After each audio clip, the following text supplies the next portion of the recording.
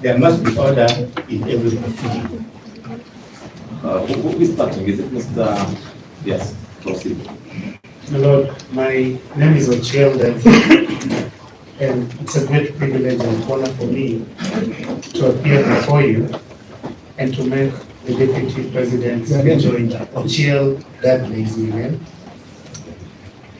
My Lord, allow me to begin with where my very good friend Mr. Somani stopped. I think he intended to cite to you paragraphs 209 and 210 of the Supreme Court decision. He stopped at 208. I believe that was a mistake.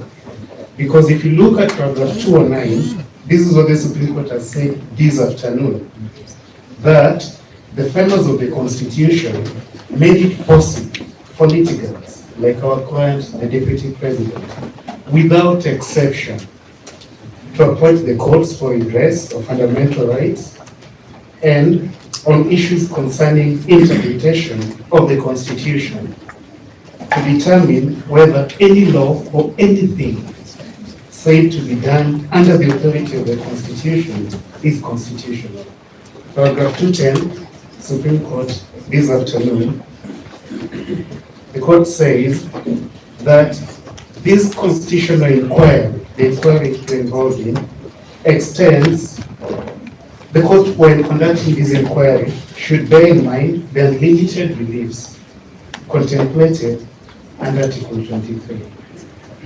Now that's sufficient to clear any doubts about your jurisdiction and to clear any doubts about your power to give conservatory orders. If there are any doubt, the court should now feel comfortable.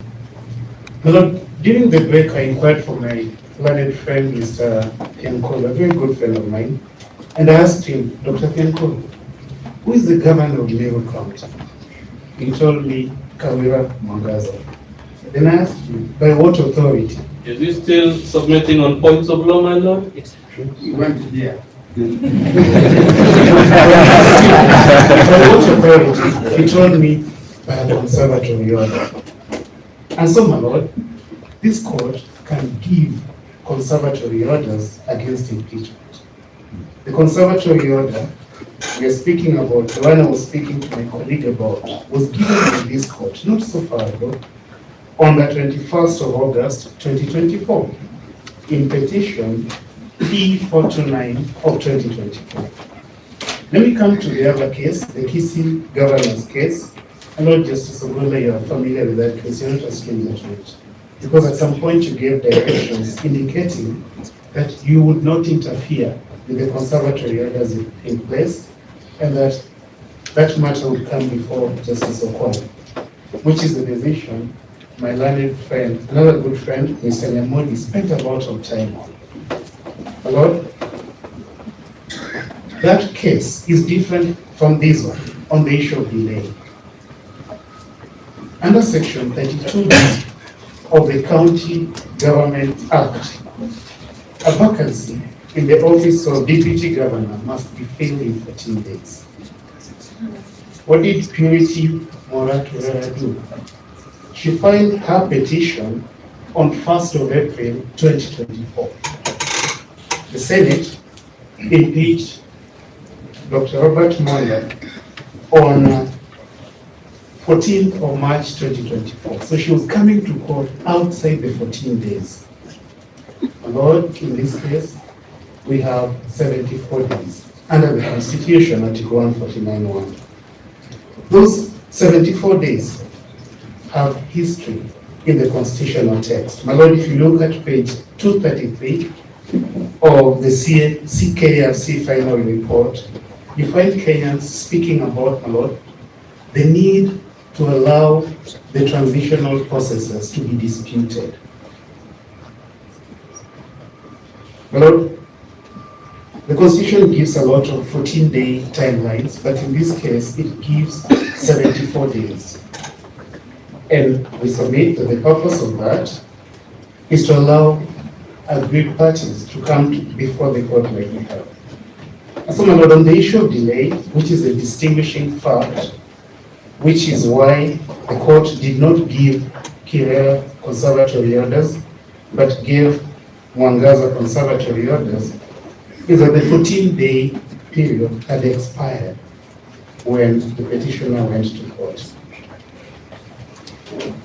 Allow me to concur fully with two things that my learned friends, Mr. Nyamodi and my good friend, Mr. Somani, said, that conservatory orders are ready for the court, because the court has a duty under Article 23 to fashion appropriate reliefs. Conservatory orders, as they said, help the court to preserve a matter. And the matter to be preserved here is an impeachment both of the National Assembly and the Senate, and the subsequent nomination of Githu to the office of Deputy Governor. And again, unlike Mora, he is here to take oath here.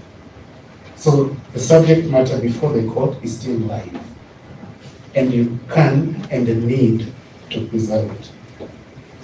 But on the nature of conservatory orders, I agree fully with the submissions of the Attorney General.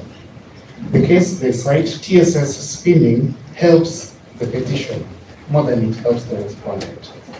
Because in TSS spinning, the court says that conservatory orders, as tools for preservation of the subject matter, hold the subject matter in situ.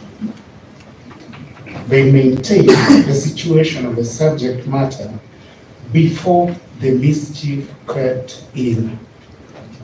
The mischief crept in here when Wendy Mutuse filed his motion. So the conservatory order preserves that state of affairs. It takes us to the point before the mischief crept in. More mischief will creep in if, despite this litigation, Githu is sworn into office. Other cases we agree with, cited by the National Assembly's Githu Industries, helps the DP on the point that conservatory orders are tools for preservation of a particular state of affairs. A particular state of affairs, which so far you preserved, is that our client is a deputy president of the Republic of Kenya. We ask you to sustain the conservatory orders. My Lord, County Assembly of Embu, argued by the Supreme Court, is distinguishable. In that case, the Attorney General told the Supreme Court that if a vacancy occurs mid-term in the office of Deputy Governor, then that vacancy would remain to the end of the term. The vacancy, paragraph 28, County Assembly of Embu, the Attorney General told the Supreme Court would remain to the end of the term, it would remain unfilled. That time, we had not yet amended Section 32, Capital B of the County Governments Act. It was amended in reaction to this Supreme Court case.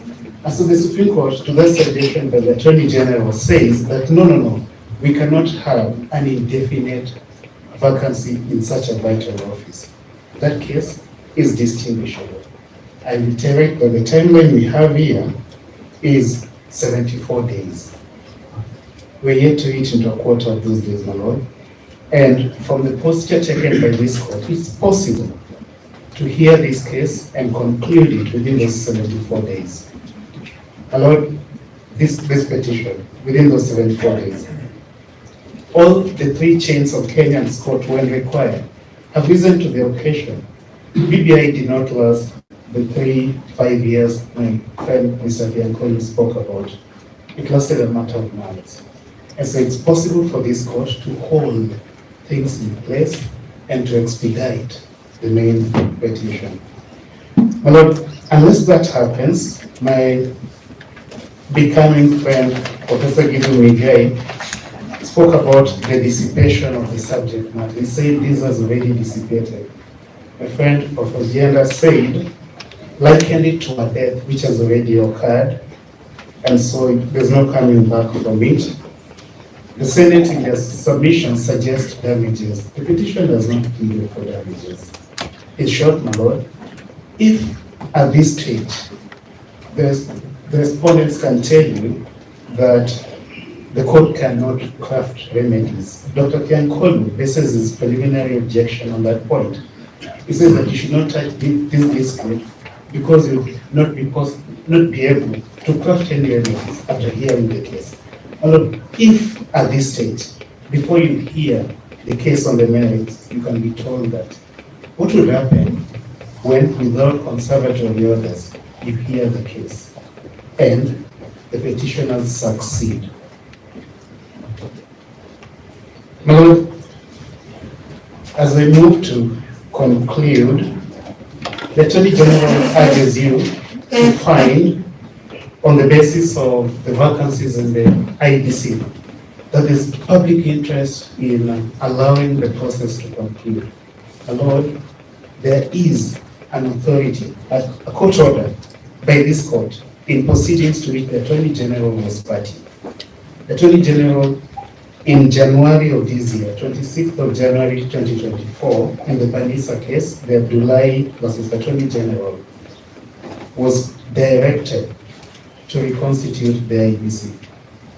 He has not done that.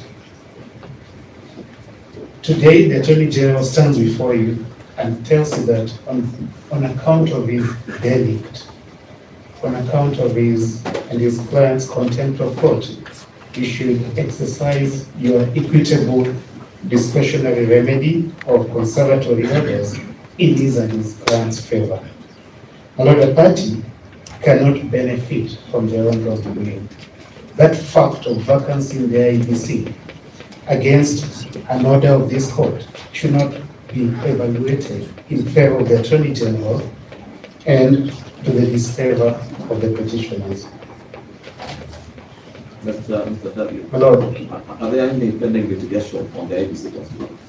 there are, yes, my Lord, Yeah. but this order has not been stayed, it has not been appealed. That's okay. Yes, my Lord. My Lord, there's a case that we did with my good friend Mr. Thiankolu. It's called Githu versus Law Society of Kenya, where Justice Omudi gave directions and orders to maintain the status quo pending the determination of the matter in court. Githu, through my good friend Thiankolu Ojienda, went to the Court of Appeal. The Court of Appeal, my Lord, affirming those orders, found that it was an act of mischief to ask the Court of Appeal to vacate conservatory orders meant to preserve the status quo pending the hearing of the matter in court. We submit that the application to vacate made before you is an act of mischief. There's another case, my Lord, on this issue of vacating conservatory orders. This case was argued by my good friend Mr. Nyamodi when he was still on the good side of things. And Professor Githu was also in it. Those days, Nyamodi was a good guy. He had not joined the bad company of Mr. Gumbo, who is my friend. This is what the Court of Appeal said. The Court of Appeal said that Nobody must be a bad guy. Gumbo is bad. The Court of Appeal said, my Lord, that when weighty challenges have been placed before you, before a court, and the court has issued conservatory orders, one requires a very strong case to lift those conservatory orders. My Lord, a very strong case has not been made before you to lift the conservatory orders. Instead, a very strong case has been made to sustain and to affirm and to reiterate the conservatory orders.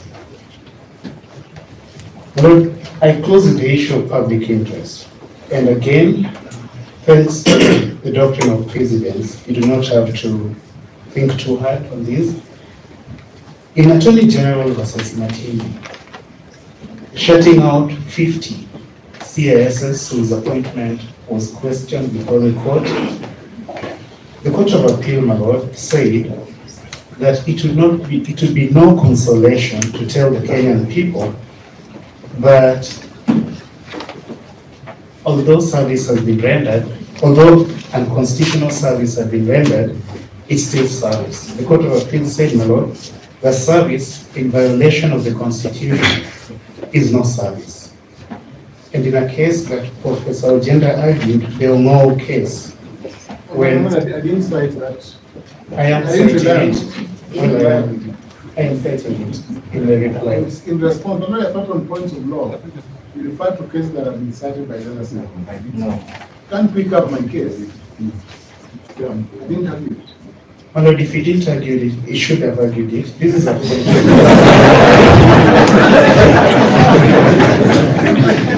My lord, you are told about the public interest. The court of opinion on all. He cannot, I think he he should cannot argue with the respond board. to our case. Yeah, I didn't argue that. Because otherwise he also have the right. Yes, to I will- reply, and we'll be yeah. here for much longer We'll be time. back and forth. Yes, we will. That will help to my lord. How we have, for example, presented to you the Supreme Court President? Because the purpose of the agenda as well, my lord, is to distinguish and to tell the court points which the other side have concealed.